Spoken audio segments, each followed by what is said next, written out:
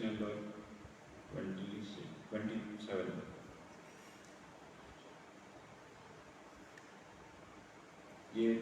Yetva iha vai dasyavo ginda gatha grama sarthana va vilumpanti rajnyo raja bhata va tasma chapi hi pretya yamaduta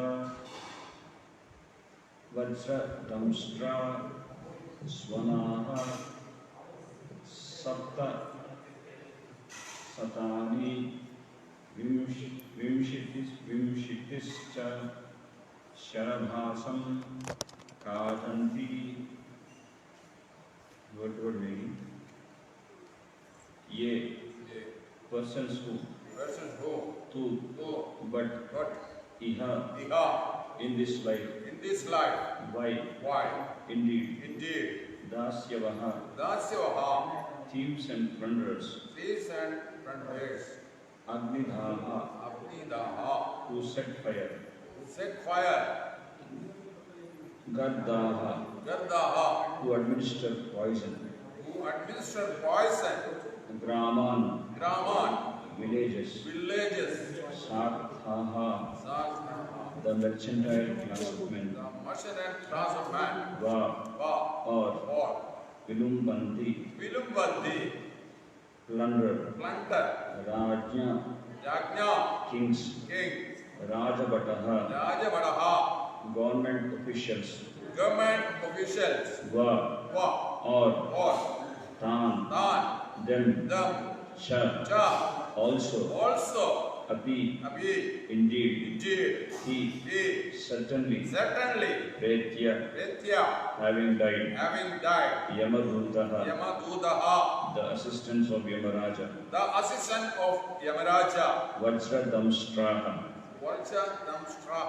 having mighty teeth Swanaha dogs Sapta Satani 700 Vimshitaha 20 Cha and Sarabhasam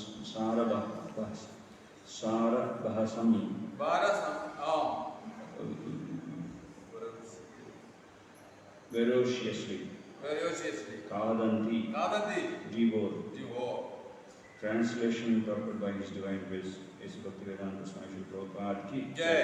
Translation. In this world, some persons are professional plunderers who set fire to others' houses or administer poison to them.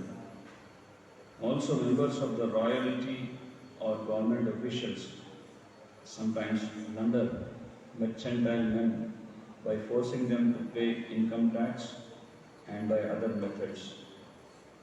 After death, such demons are put into the hell known as Sarameyatham. On that planet, there are 720 dogs with teeth as strong as thunderbolts. Under the orders of the agents of Yamaraj, these dogs ferociously devour such sinful people. Purport. In the 12th canto of Srimad Bhagavatam, it is said that in this age of Kali, everyone will be extremely disturbed by 3 kinds of tribulations: scarcity of rain, famine, and heavy taxation by the government. Because human beings are becoming more and more sinful, there will be a scarcity of rain, and naturally no food grains will be produced. On the plea of revealing the suffering caused by the ensued famine, the government will impose heavy taxes, especially on the wealthy mercantile community. In this verse, The members of such a government are described as dasyo, thieves. Their main activity will be to plunder the wealth of people, whether a highway robbery or a government thief. Such a man will be punished in his next life by being thrown into the hell known as Sarameyadham, where he will suffer greatly from the bites of ferocious dogs. Om Ajnanatirandasya Jnananjanashalakaya Chakshurunvitam Yena Tasmai Sri Gurave Namaha Sri Chaitanya Manobishtam Smagitam Yena Bhutale Swayam Rupa Taramanyam Vidati Supadantikam Vandeham Sri Guru Sri Yuta Padmamadam Sri Gurun Vaishnavamscha Sri Rupam Sagrajatam Sahagana Raghunathanvikam Kam Sajivam Sadvaitam Savadutam Parijan Sahitam Krishna Chaitanya Devam Sri Radha Krishna Padan Sahagana Lalita Sri Vishakhanvitanscha Namo Om Vishnu Padaya Krishna Prasthaya Bhutale Srimate Bhakti Vedanta Swamiti Namine Namaste Saraswati Devi Gauravani Pracharini Nirvishesha Shunyavadi Paschatya Deshadarini Jaya Shri Krishna Chaitanya Prabhu Nityananda Shri Advaita Gadadhara Shri Vasadi Gaura Bhakta Vrinda Hare Krishna Krishna Krishna Hare Hare Hare Rama Rama Rama Hare Hare.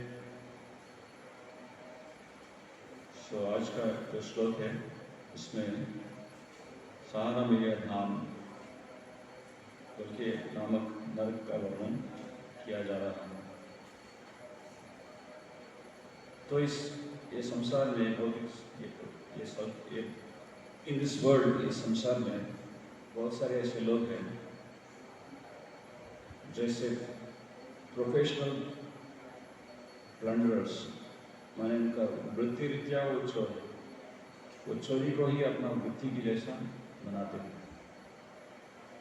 जैसे जिधर हम रहते हैं चिराला, उधर पास में एक गांव है, उसको बोलते हैं स्टुवर्टपुरम।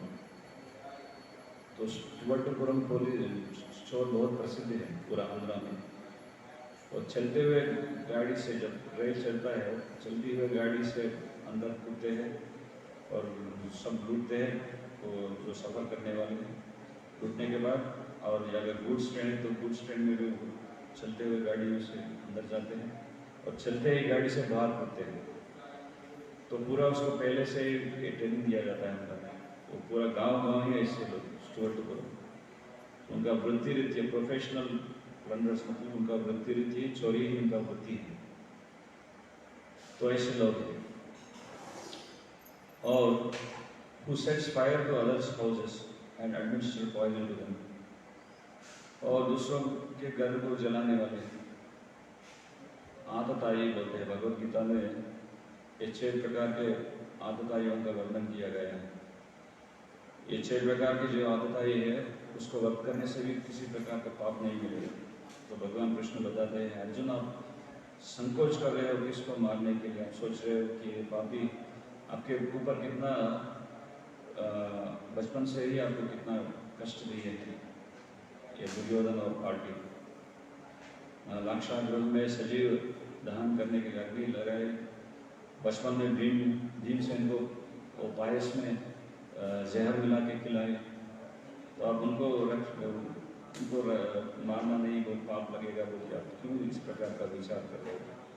तो जो आतताई मतलब जो घर को चलाते हैं या विष जहर देते हैं या कोई डेडली वेपन से मारने के लिए आते हैं या किसी का प्रॉपर्टी चोरी करते हैं या किसी का पत्नी को अपहरण करते हैं, ये सब 6 प्रकार के आतताई भगवद गीता में इसके वर्णन किया गया है।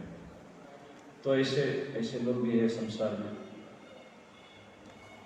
Also members of the royalty or government officials sometimes plunder mercantile men by forcing them to pay income tax and other methods. तो राज्ञो राज बटाह, राज्ञो मतलब जो राजा है, और राजभट्टः मतलब जो राजा के नीचे काम करने वाले जो ऑफिशियल्स है, राजभट्ट। नहीं, और राजवंशी भी कह सकते हैं, जैसे वो राजा के जो वंशज हैं, जो उनका न्यायी है। तो क्या करते हैं वो, प्रजा को टैक्स बहुत टैक्स को क्या बोलते हैं, ऋण, वही टैक्स इनकम टैक्स। तो टैक्स एक्चुअली टैक्स डालना गलत नहीं है, जो क्षत्रिय प्रजा को टैक्स लगाना गलत नहीं है, लेकिन अपना इंद्रिय शौक के लिए और नहीं तो प्रजा से लूटने के लिए ज़्यादा से ज़्यादा टैक्स लेना वो गलत बात होता है। क्योंकि राजा सोचता है कि मैं टैक्स लूँगा लोगों से और उसको भोगूंगा, तो सब प्रजाओं का कर्म को लेना पड़ता है राजा को। और जो राजा के अधीन में होकर कार्य करते हैं, जो सरकारी नौकर है, एक्चुअली सरकार में जो गवर्नमेंट में जो सेवा करते हैं उसको नौकर बोलते हैं। I am a government servant. अभी कोई पुलिस डिपार्टमेंट में DSP होने दो या कोई भी कैडर में होने दो, उनको वो बोलते हैं कि आई एम पब्लिक सर्वेंट। तो सर्वेंट की जैसा रहना है, माने पब्लिक को सेवा करना चाहिए, ये रक्षक पट। लेकिन अभी भक्षक बन गए, तो ये बात ये समझाते हैं। तो इतना पैसा लूटते हैं लोगों से, स्पेशली जो मर्चेंटाइल कम्युनिटी है उनके ऊपर दबाव डालते हैं, फोर्सफुली मेक देम पे इनकम टैक्स, वन वसूल करते हैं। और उनके रिश्वत भी लेते हैं, कभी टेबल के ऊपर से, टेबल के नीचे से भी रिश्वत लूटते हैं। अभी तो सभी जगह तो CC कैमरा लगे हैं, तो अलग अलग प्रकार से वो रिश्वत किसी न किसी प्रकार लूटते ही रहते हैं। रिश्वत लूटना ही उनका काम है। अभी ऐसा ये अभी हम देख सकते हैं हर जगह पे ऐसा ही है सिचुएशन। किसी पुलिस के पास जाएंगे तो सोचता है कि मुझे क्या मिलेगा, उसको ऑलरेडी सैलरी मिल रहा गवर्नमेंट से, फिर न्याय दिलवाने के लिए उनको फिर बहुत चिल्लाना पड़ेगा, और चिल्लाने के बाद उसे पीछे घूमना पड़ेगा हमेशा। ऐसे हो गया संसार में। वो सिंसियरिटी नहीं है। वो जो ड्रेस पहने हैं खाकी, उसको कुछ वैल्यू है, वो स्टार लगाते हैं, उसको कुछ क्रेडिट है। अभी कोई रेस्पेक्ट ही नहीं बचा है। वो स्टार निकालेंगे तो ऑटो रिक्शा वाला भी वही खाकी ड्रेस पहनता है। तो जिम्मेदारी नहीं है, रिस्पॉन्सिबिलिटी नहीं है। इर्रेस्पॉन्सिबल पैरासाइट्स बोल सकते हैं। समाज में लोगों उसका खून चूसने वाले जानवर जैसे बन गए। तो ये ऐसे लोगों के बारे में अभी आज का श्लोक वर्णन कर रहे हैं। उनको गवर्नमेंट से पेमेंट मिलता है, बाद में भी सभी लोग ऐसे नहीं, लेकिन ज़्यादा स्तर बहुत से 100 में 99% अभी ज़्यादा ऐसे ही लोग, एक 1% लोग सिंसियर लोग मिलते हैं जो न्याय के लिए अपना वचन कर्तव्य परायण होते हैं। तो लूटते हैं, प्रजा से लूटते हैं। वो सोचते हैं कि वो लूटा हुआ जो वो खाएंगे तो उसको हजम नहीं होगा, उसको बहुत बड़ा भयंकर रिएक्शन मिलेगा उसको। इस प्रकार का रिएक्शन आज का वही श्लोक में बता रहे। सरम हे भयान। तो ये स्वान मतलब कुत्ते जो है उसको काट के रखेंगे, तो इस प्रकार का पनिशमेंट मिलेगा।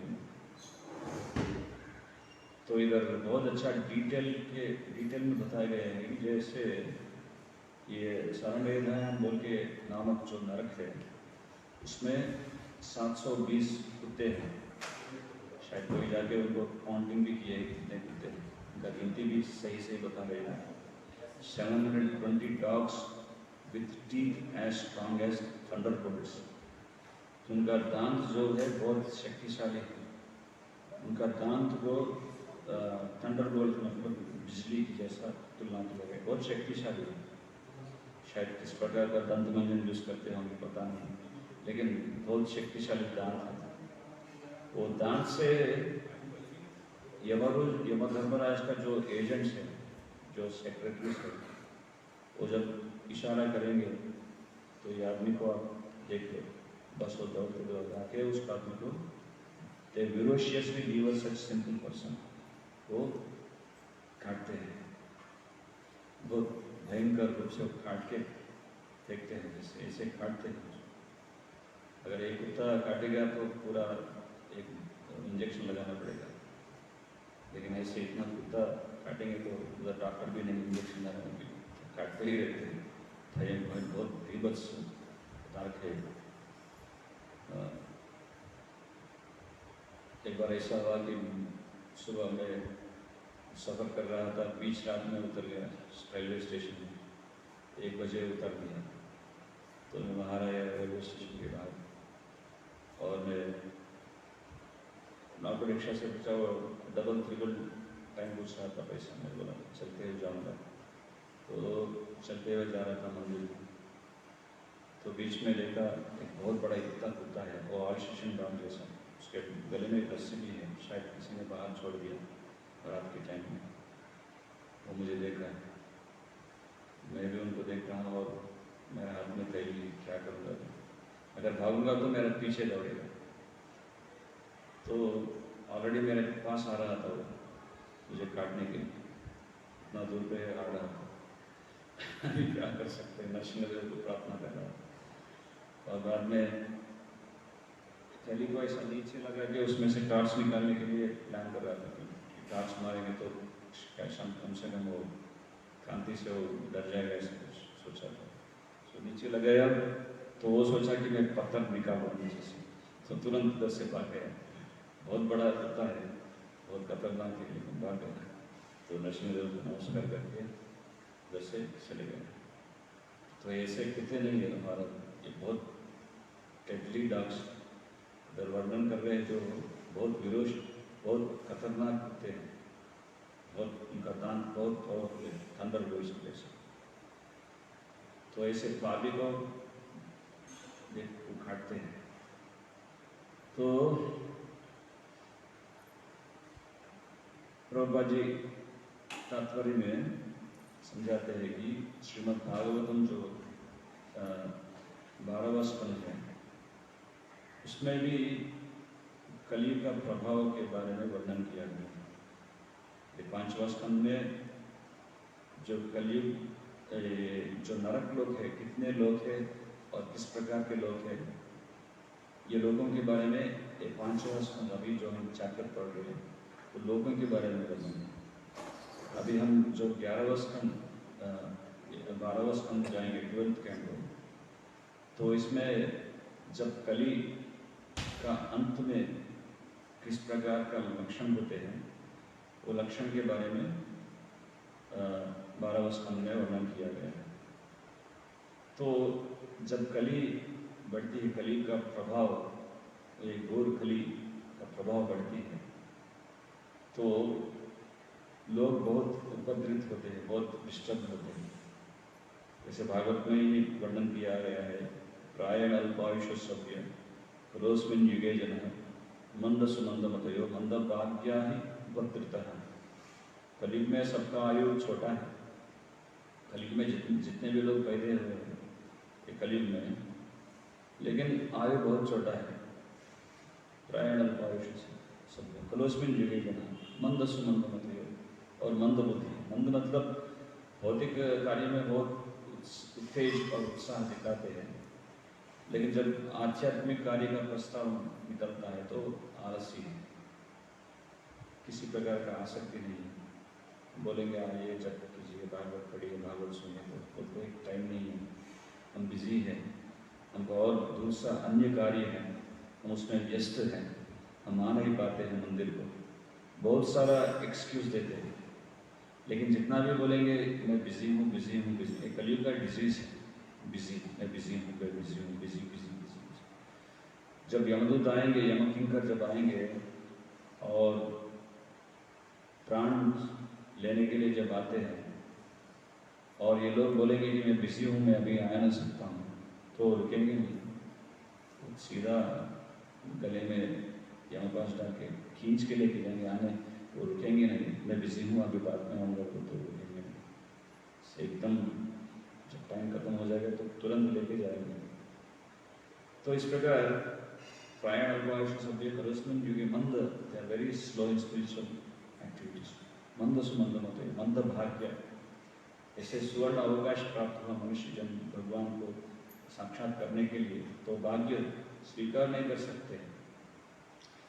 ये कार्तिक पुराण में ही एक कथा है, भाग्य देने के पश्चात भी भाग्य स्वीकार करने का क्षमता नहीं है लोगों में। जैसे एक बार शिव पार्वती कैलाश में बैठ के देख रहे थे भूलोक में जितने भी जीव हैं, तो एक भिखारी व्यक्ति बेचारा भूख से तड़प रहा था और सबके पास जाके भीख मांग रहा था। तो वो गया, तो माँ पार्वती को दया आ गया। कल भी पार्वती मंदिर गए थे, बहुत सुंदर मंदिर है, अन्नपूर्णा देवी, साक्षात अन्न प्रदान करने वाला देवी अन्नपूर्णा देवी। तो पार्वती माता को दया आया, उन्होंने बताया कि बेचारा भूखा है, उसको कुछ ना कुछ देंगे, कुछ हीरा सोना वगैरह देंगे, उसको अमीर बना देंगे। तो शिवजी ने बोला अभी देने से भी स्वीकार करने का क्षमता नहीं है उसमें, अगर देंगे फिर भी उसको स्वीकार नहीं कर पाता है। जब कोई अच्छा स्वादिष्ट जूस, रसीला आम का रस बना के हमको देंगे, तो उस रस को प्राप्त करने का एक अच्छा पात्र लेना चाहिए। इसको ही बोलते कृपा पात्र। कृपा देने के पश्चात भी उसको पात्रता रहना चाहिए। तो कृपा बांटते हैं, ऐसा जूस दे दे तो एक पात्र लेना चाहिए उसको स्वीकार करने के लिए, तो उसके अंदर कोई पात्रता नहीं है। तो शिव जी बता रहे थे, लेकिन पार्वती माया बोल रहे थे नहीं उसको कुछ नहीं देना। तो शिव जी एक बुजुर्ग व्यक्ति के रूप में गए और एक अच्छा खरबूज फल लेके गए, उसमें वो फल में सोना हीरा वगैरह सब कुछ उसमें रखे, उसको बंद कर दिए और जाके वो भिखारी को दिए, देखो ये फल आपके लिए ही है, आप इसको स्वीकार करो भगवान का प्रसाद के रूप में और इसको खाओ। और बोल के अच्छी तरह समझा के वो चले गए। बाद में ये भिखारी सोचा ये खाऊंगा तो मेरा पेट बढ़ेगा, पेट बढ़ जाएगा तो कोई फायदा नहीं, मैं जाकर उसको मार्केट में भेजूँगा, मुझे 10 या 20 रुपये मिलेगा, तो एक 10 रुपये से बीड़ी खरीदूँगा, 5 रुपये से बीड़ी खरीदूँगा, 5 रुपये से चाय पीऊँगा और बाकी का 10 रुपये जो बच गए उससे चीप लिकर पी लूँगा बोल के सोचा। तो जाके मार्केट में बेच दिया, 20 या 30 रुपये मिल गए और जाके बीड़ी पीना शुरू कर दिया। तो ये इसको ही बोलते हैं मंदभाग्य। मंदभाग्य मतलब भाग्य देने का पश्चात भी भाग्य को स्वीकार करने का क्षमता नहीं है। तो मंदभाग्या उपद्रतः, ये कलियुग का और एक लक्षण। उपद्रतः मतलब हमेशा विचलित होते हैं, हमेशा डिस्टर्ब रहते हैं, they are very disturb. So proper ये तात्पर्य कलियुग का everyone will be extremely disturb by 3 kinds of tribulations मतलब 3 प्रकार का जो क्लेश कष्ट है। पहले है स्कैर्सिटी ऑफ रेन, बारिश नहीं होता। कलियुग जब कलियुग देखना पड़ता है तो बारिश नहीं मिलेगा। क्यों नहीं होगा बारिश?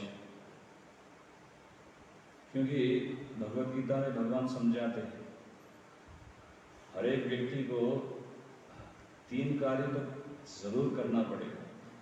हर एक व्यक्ति 3 कार्य, हर एक जीव, हर एक मनुष्य 3 कार्य जरूर करना चाहिए। क्या है वो? यज्ञ दान तपश्चैव पावनानि मनीषिणः। यज्ञ मतलब भगवान कृष्ण का संतुष्टि के लिए कार्य। यज्ञ दान मतलब दान देना, और तपस्या करना। पावनानि मनीषिणः, ये 3 कार्य करने से क्या है, अपना अस्तित्व को हम पवित्र कर सकते हैं। जैसे यज्ञ, त्रेता युग में द्रव्य यज्ञ करते थे, जैसा हमने पहले भी इसका बारे में चर्चा की कि उसके उस ब्राह्मण का जो मंत्र उच्चारण से अग्नि को प्रज्वलित करते थे और जो द्रव्य उसमें समर्पण किया जाता है वो शुद्ध है, तो यज्ञ। अभी संकीर्तन, अभी कलयुग में कौन सा यज्ञ करना चाहिए? वही भागवत में कहते हैं कि यज्ञ संकीर्तन प्राय यजंती सुमेधसः। सुमेधसः मतलब जो बुद्धिमान व्यक्ति है, जो अच्छा मेधा संपत्ति रहने वाला जो बुद्धिमान व्यक्ति है, यज्ञ संकीर्तन प्राय, एक कलयुग में संकीर्तन यज्ञ को अपनाता है। संकीर्तन मतलब सम्यक इति कीर्तन, संकीर्तन, सब एक साथ में जुड़ के भगवान का गुणगान गाना। तो चैतन्य महाप्रभु यही युग धर्म को स्थापना करने के लिए कलयुग में 500 वर्ष उन्होंने नवद्वीप क्षेत्र में उन्होंने अवतार लिए हैं और उन्होंने प्रेडिक्शन दिए हैं कि पृथ्वी ते आचे नगरादि ग्राम सर्वत्र प्रचार हो गया, मेरा नाम पूरा विश्व में मेरा नाम का प्रचार होगा। और उस वो जो चैतन्य महाप्रभु जो उन्होंने सूचना दिया, उन्होंने जो बताया, उसको श्रील प्रभुपाद ने पूर्ण किए। अभी हर एक जगह पे हरिनाम चल रहा है, हर एक जगह पे इस्कॉन मंदिर। तो ये इस्कॉन मंदिर 10,000 साल तक रहेगा, उसके बाद में क्या होगा पता नहीं। उसके बाद में हम भी इधर रहना नहीं चाहिए, बहुत एक कलयुग में फिर पैदा नहीं होना चाहिए। हम सोचेंगे 10,000 साल तक भी बाद में भी हम फिर इस जन्म लेंगे तो बहुत कठिन ये सब देखना पड़ेगा, इसको महसूस भी नहीं कर सकते, बहुत गरीबत से भयंकर है शरीर। एक्चुअली ये जो वर्णन कर रहे शास्त्र में वो कोई इमेजिनरी स्टोरी नहीं है, कोई कथाकथित अपना मन से उत्पन्न हुआ जो विचार इसमें नहीं डाला है। ये जो शास्त्र है इसको बोलते हैं अपौरुषेय। अपौरुषेय मतलब साधारण व्यक्ति उसका व्याख्या नहीं दिए, साक्षात भगवान ही इस ज्ञान को दिए हैं। धर्मं तो साक्षात भगवत प्रणीतम, ये धर्म सूत्र जो है भगवान, ये वेद जो है भगवान ही दिए हैं। तो पहले वेद जो है श्रुति के रूप में था, श्रुति मतलब शब्द ब्रह्म, शब्द के रूप में था। तो उसी समय में जो सतगुरु जो भक्त थे वो श्रुतिधर थे, तो वो ज्ञान जब गुरु देते थे तो उस ज्ञान को धारणा करने का क्षमता था उसमें, वो बुद्धि था उनके अंदर में, वो कैपेसिटी था, वो सब शास्त्र को बंधे रखने का क्षमता था, इसलिए उसको श्रुतिधर बोलते थे। एक बार सुन लिया तो माइंड में फिक्स हो गया और भूलते नहीं थे। लेकिन कलयुग में मंद भाग्य मंदमति मतलब मेमोरी पावर जो है कम हो जाता है, ज्ञापक शक्ति जो है कम हो जाता है कलयुग में। तो इसलिए वेद व्यास जी ने ये श्रुति को साहित्य के रूप में, वेदों के रूप में एक यजुर्वेद को 4 वेदों में बांट के हमको दिए हैं शास्त्र के रूप में। और ये यही वेद का जो सार है, ये पंचम वेद जो है श्रीमद् भागवतम पुराण है, जो स्मृति शास्त्र है, जो बड़े वेद व्यास जी को जो साक्षात्कार हुआ, वो जब भक्ति में परिपक्व स्थायी की दशा में थे, तब जन्माद्यस्य तो अन्वयात्तरश्चाप्तेषु अभिज्ञस्वराट् तेने ब्रह्म हृदय आदि कवये मुह्यन्ति यत्सूरय तेजोवारि मृधां यथा विनिमयो यत्र सर्वमूषं धाम्ना स्वेन सदा निरस्तकुहकं सत्यं परम धीमहि। परम सत्य के ऊपर ध्यान करते हुए पूर्ण तरीका से भगवान के ऊपर मन को संलग्न करते हुए इस भागवत महापुराण को व्याख्यान किए। तो इतना परिपक्वता दशा में भागवत का व्याख्यान हुआ, उसका रचना हुआ। तो ये पंचम वेद है। तो इसमें जो भी एक एक वाक्य जो है, एक एक अक्षर, वो परम सत्य है। इसमें कोई इमेजिनेशन नहीं है, ये एलेगोरिक स्टोरीज नहीं है। कभी कभी बोलते हैं कि रामायण में, महाभारत और हिंदू माइथोलॉजिकल स्टोरीज, इसमें कोई मिथ नहीं है। एब्सोल्युटली परम सत्य, परम सत्य, परम ज्ञान, एक एक शब्द, एक एक अक्षर सही है। There is no imagination. अभी जो ये नरक के बारे में बोल रहे हैं, एक्चुअली है, इट्स नॉट इमेजिनेशन। ये हम कोई टाइम पास स्टोरी नहीं पढ़ रहे, ये एब्सोल्युटली देयर। ये प्लूटोनिक प्लैनेट्स, पितृलोक, यम धर्मराज का लोक है, और अतल वितल सुतल महातल रसातल पाताल लोक है। ये इससे ही पनिशमेंट देते हैं, एब्सोल्युटली एग्जैक्टली जैसे बताया गया ऐसे पनिशमेंट देते हैं। तो लोग अगर बोलेंगे मैं I don't believe, I don't care, you have to undergo that sort. If you care और नॉट केयर, नो एक्सक्यूज। कल भी चर्चा कर रहे थे, वो मानेगा नहीं मानेगा, तो परिणाम तो इसी जन्म में भी भुगतना पड़ेगा, बाद में आगे नेक्स्ट लाइफ में भी, शरीर जागने के बाद भी he has to undergo all these things. I don't believe that because I do not see air. I don't believe in air. ये मूर्ख हूँ। मैं अमेरिका गया नहीं अभी तक, तो मैं मानूंगा नहीं कि अमेरिका है। अब मानो या ना मानो, अमेरिका तो है। जो उधर जाके आए हैं वो लोग बता रहे कि कैसा है अमेरिका। तो लोग बोलते हैं सीइंग इज बिलीविंग, मैं देखूंगा तो एक बिलीविंग नहीं। देखने सुनना, जो बुद्धिमान है सुन के वो सतर्क बन जाता है, देखने की आवश्यकता नहीं। भागवत में जो बता रहे, everything is perfect, word to word, every single word is absolute. तो जब कलयुग बढ़ता है तो बारिश नहीं, क्योंकि यज्ञ नहीं करते, सब पापी लोग बढ़ जाते हैं, पापियों का संख्या बढ़ता है। यज्ञ नहीं करते, संकीर्तन नहीं करते हैं, ये 10,000 के बाद पता नहीं क्या होगा। कभी कभी ये 10,000 साल जो है कलयुग में भी गोल्डन पीरियड है, क्योंकि वो गौरांग महाप्रभु उनको एक स्वर्ण अवकाश प्रदान किए हैं। भागवत में कहते हैं कि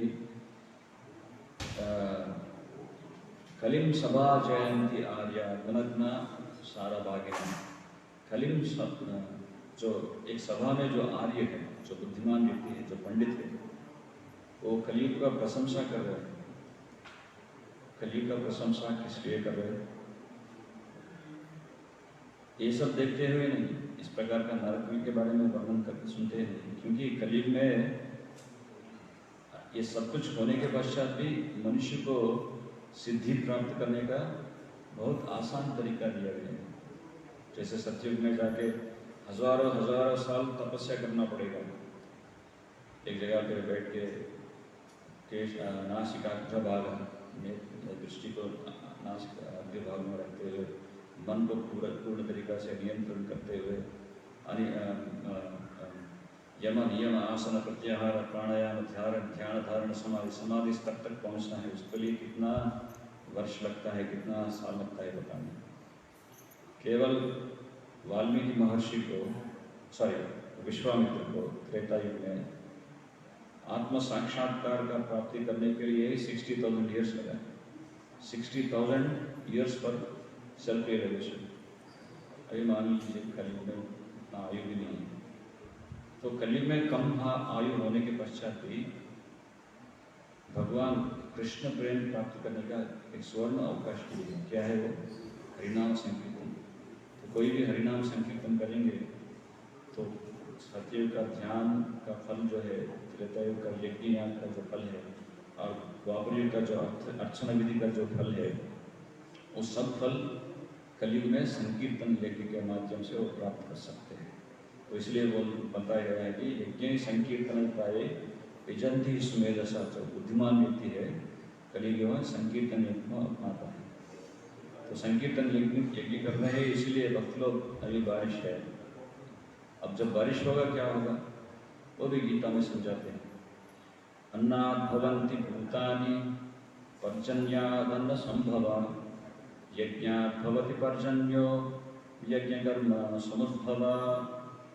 सब लोग को अन्न चाहिए, प्राण को रखने के लिए, खाने के लिए अन्न चाहिए। वो अन्न किधर से उगाते हैं, कैसे उगता है? जब बारिश गिरता है, बारिश से ये हम खेती कर सकते हैं, या फल फूल या अलग अलग प्रकार के जो पदार्थ हैं हम उगा सकते हैं। तो अन्नात् यज्ञ करने से बारिश होगा, बारिश होने से सफल होगा और खेती होगा और सब सुभिक्ष होगा, सुभिक्षम एवरीथिंग। जब भारत देश पहले, जब ब्रिटिश वाले आए थे उस समय, जब इंडस्ट्रियलाइजेशन नहीं था, इंडस्ट्रीज नहीं थे, तब सुभिक्षम भारत देश को सोने का चिड़िया बोलते थे। इंडिया इज लाइक सोने का चिड़िया, हर जगह हरियाली ही हरियाली, और सब लोग खेती करते थे। कृषि प्रधान, कृषि गोरक्षा, कृषि प्रधान देश है हमारा भारत देश। ऐसा नहीं कि टेक्नोलॉजी प्रधान है, खेती करते थे और बहुत सबके लिए अन्न का कोई अभाव नहीं था। सब आनंद से जीवन, सरल जीवन बिताते, संतुष्टि से जीवन बिताते, सबको खाने के लिए समृद्धि से सब था। अभी बारिश नहीं, scarcity of rain, famine, famine मतलब सब रेगिस्तान बन जाएगा, खाने के लिए कुछ नहीं मिलेगा। और इसके बाद भी क्या है, heavy taxation by the government. Government सरकार जो है बहुत टैक्स लगाते हैं, और टैक्स ही नहीं, करप्शन भी बढ़ जाएगा, corruption, because human beings are becoming more and more simple, because पाप बढ़ जाता है।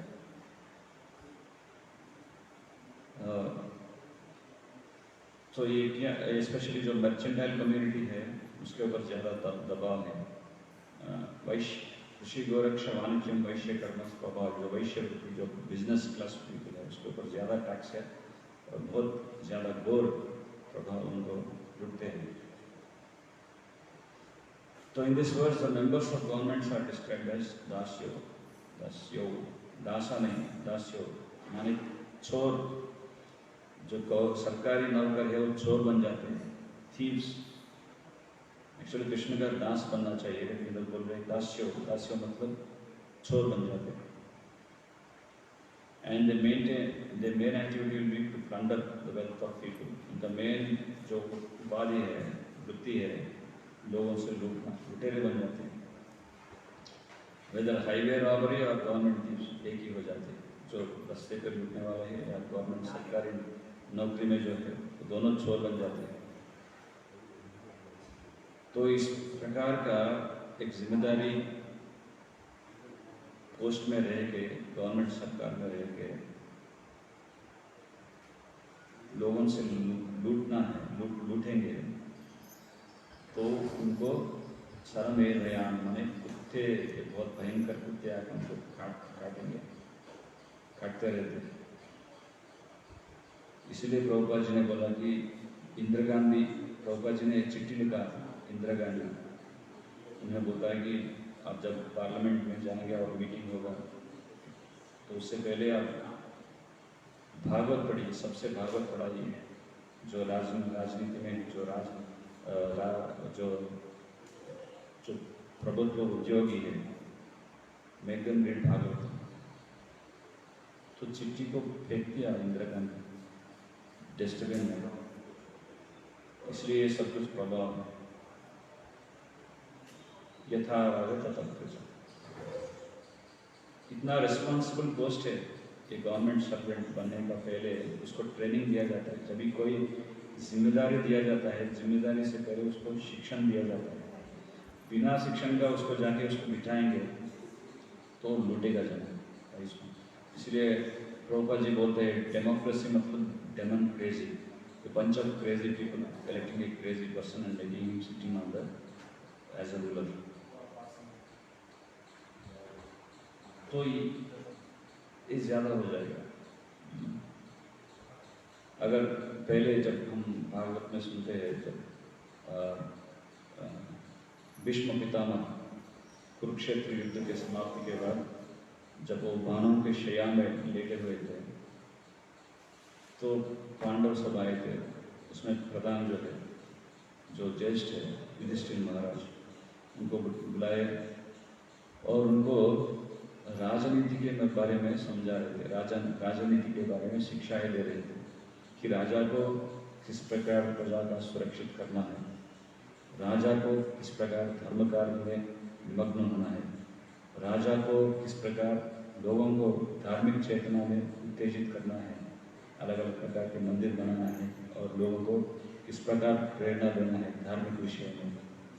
तो ये सब राजनीति के जो जितने भी सूत्र है वो बाणों का शैया में लेटते हुए वो सिखा रहे हैं।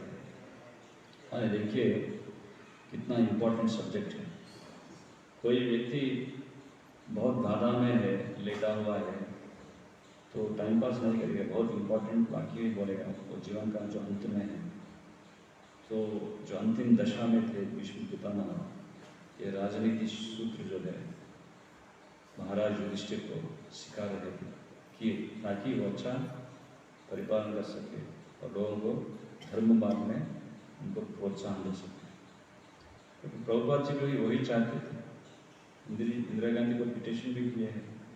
एक्चुअली महात्मा गांधी को भी उन्होंने बताया कि अभी आप अपने देश के लिए बहुत सेवा किया, अभी आइए हम साथ में मिलकर आप भगवत गीता सुनिए और भगवत गीता पढ़िए और हम दोनों मिलकर भगवत गीता का प्रचार करेंगे, मेरे साथ आइए बोल के पिटिशन किया, लेकिन सुना नहीं। तो जब तक लोग सोचेंगे कि मैं राजा हूँ और मैं भागवत और भगवत गीता पढ़ूंगा नहीं, वो राजा नहीं है, वो केवल कली का प्रभाव है, कली का प्रतिनिधि है। हालांकि वो राजा का वेश धारण है, कली पुरुष भी राजा का ही वेश धारण है, काला सा रूप है उसका और राजा का जैसा धारण किया है। क्यों? इसलिए क्योंकि राजा सब लोग ऐसे ही रहते हैं कलयुग में। एक बार ऐसा हुआ कि पूरा कुरुक्षेत्र युद्ध समाप्त होने के बाद एक पुरुष आया है, कली पुरुष, पता नहीं भीमसेन को कि कल पुरुष है, तो आया और भीमसेन से कहने लगा कि मैंने एक गौर दृश्य को देखा है। क्या है वो दृश्य? उन्होंने बोला कि मैंने देखा ये सब अच्छा फल फूल वगैरह खेती में सब उगाए हैं और उसको सुरक्षित रखने के लिए एक फेंसिंग डाला है, लेकिन मैं ये गौर दृश्य देखा कि वो फेंसिंग जो है वही खेत को काट रहा है। तो भीमसेन ने बोला ऐसे कैसे होगा, ये क्या विचित्र बात बोल रहे हैं। तो फिर बताओ, फिर उन्होंने बोला एक जो गड़ा, फिर मैं और एक दृश्य देखा, क्या है एक जो गड़ा है वो 5 गड़ा, एक गड़े से पानी, एक पॉट से पानी लेके एक 5 छोटे छोटे जो पॉट्स है वो सब भर दिया उसमें। लेकिन फिर बाद में एक जो 5 पॉट में जो पानी है वो सब एक पॉट में डालने से वो भर रहे हैं, आधा ही भर गया, पूरा नहीं भरा। ये क्या विचित्र बोल रहे, कुछ गड़बड़ तो नहीं है क्या इस आदमी में, कुछ पी के तो नहीं है। फिर तीसरी बार बोला कि हाथी, एक सुई का था जो छेद है उसमें से हाथी घुस गया, बाहर गया, लेकिन उसका जो पूंछ है वो अटक गया। भीमसेन को बहुत गुस्सा आ रहा था, ये कुछ भी बोल रहा है। फिर बोला बाद में क्या हुआ, फिर बोला एक जो गाय है बच्चे को चाटती है प्रेम से, वो चाट के बच्चे को मार दिया। फिर बोला आप लास्ट में क्या हुआ, एक ब्राह्मण जो है बहुत बड़ा पत्थर गिर रहा था और उसका जो यज्ञोपवीत है वो पत्थर को यज्ञोपवीत से बांध के उसको रोक दिया। तो भीमसेन बोला अगर 1 सेकंड भी इधर रहेगा तो मेरा गदा से भाग करना, चलो भागो बस। तो हम भाग गए। तो फिर बाद में युधिष्ठिर महाराज आए, तो क्या हुआ, तो एक आदमी आया आपसे मिलने के लिए, आप सभा में व्यस्त थे। बोला क्या बोला उसने, तो ये सब बताया, जो भी उन्होंने बताया सब युधिष्ठिर महाराज से बताया। तब युधिष्ठिर महाराज बोला कोई आधा वो कोई नहीं है, वो कली पुरुष राजा का वेश में आया है। और वो क्या बोल रहे हैं बताया आपको। पहली बात जो है, जो फसल को रक्षा करने के लिए जो बाउंड्री बनाए हैं, जो फेंसिंग है, वही कारा। इसका मतलब है जो रक्षक है वही भक्षक बन रहे हैं। रक्षा का बटा नहीं, भक्षक का बट बन रहे हैं। रक्षा करने वाले भक्षक बन रहे हैं, लूट रहे लोगों से, लूटने का चक्कर में है। तो ये घोर कलयुग का प्रभाव है। और दूसरा क्या है, एक गड़ा से 5 गड़ा भर गया, लेकिन 5 गड़ा एक गड़ा को भर नहीं सकता। मतलब एक पिता 5 बच्चों को संभालता, बचपन से प्रेम से खिलाता है, पिलाता है, उनको संभालता है, उनका देखभाल करता है। लेकिन जब बच्चे बड़े हो जाते हैं, एक माँ बाप को संभाल नहीं सकते, जाके उसको ओल्ड एज होम में डाल देते, नहीं तो छोड़ के चला जाते हैं। एक गौरी कलयुग का प्रभाव है। यही विषय बताया हमने कल कुछ। और तीसरा क्या है, एक हाथी ये सुई का एक छेद से बाहर निकल गया और उसका पूंछ अटक गया। इसका मतलब क्या है, बड़े बड़े स्कैम जो करते हैं, जो माफिया है, लूटते हैं, बड़े बड़े लुटेरे जो सरकारी पद पे है और जो रेस्पेक्टेबल पोजीशन में है, उसको कोई कुछ भी नहीं करेगा। वो कोई बड़ा बड़ा एमएलए होने दीजिए और कुछ भी होने दीजिए, जाके उसको सलाम करेंगे झुक के। और जो छोटे मोटे जो चोर है, जो पॉकेट मार है, उसको पकड़ के वो आके जेल में डाल के उसका ऊपर दिखाएगा अपना शक्ति।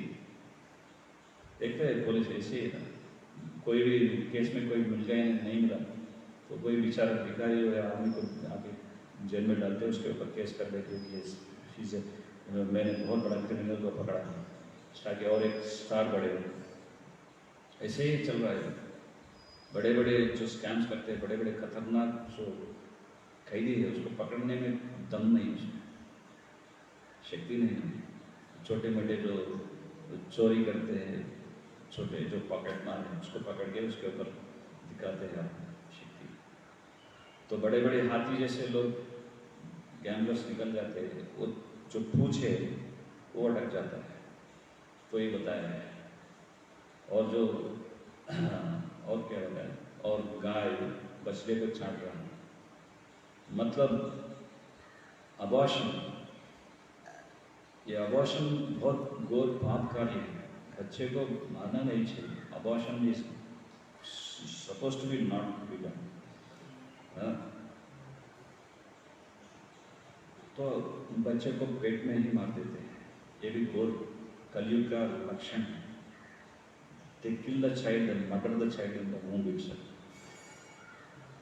तो ये बोल रहे, गाय बछड़े को छाट छाट के मारना, मतलब बच्चे को मार देते हैं माँ। तो माँ बता नहीं तो बच्चा भी नहीं चाहते आज को, बच्चा को मारना, बच्चा भी नहीं चाहते।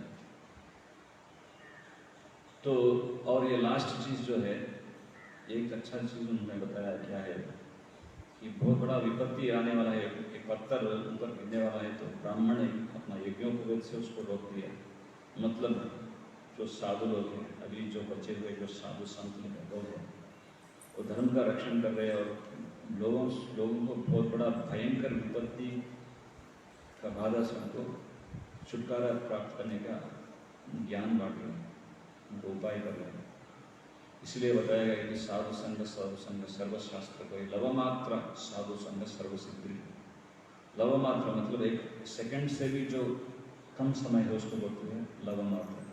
तो लवमात्र साधु सांगत्य से हम सर्वसिद्धि प्राप्त कर सकते हैं। सो कलयुग में एकमात्र जो उपाय है उनको बचने के लिए, वो भक्तों का संग में रहना और भक्ति करना, उसमें एक शक्ति है। सो संग में नहीं रहेंगे भक्तों का, तो ये कलयुग का जो भयंकर प्रभाव है हमारे ऊपर भी गिर सकता है। तो हम भक्त सतर्क रहेंगे। जैसे बताया गया है कि कलिम सभा जयंती आदिना पुनज्ञा सारा भागिना। तो कलयुग में पैदे हुए हैं, लेकिन कलयुग में एक स्वर्ण अवकाश चैतन्य महाप्रभु ये है कि केवल हरिनाम संकीर्तन के माध्यम से कृष्ण प्रेम प्राप्त कर सकते हैं। बहुत सरल तरीका है। कलयुग में बहुत तपस्या नहीं, चैंटिंग, डांसिंग और फीस्टिंग, बस यही 3 बताए। चैंटिंग करो, भगवान के सामने प्रेम से नृत्य करो और भगवान का अर्पण किया जो फीस्ट है उसको करो, बस ये तपस्या ही नहीं है। तो इसको भी करना बहुत आसान है। हरे कृष्णा कृष्णा कृष्ण हरे हरे, हरे राम राम राम हरे हरे। जय ग्रंथराज श्रीमद् भागवतम की जय। जय श्री प्रभुपाद की जय। अनंत कोटि वैष्णव की जय। प्रभु तुम्हारा घर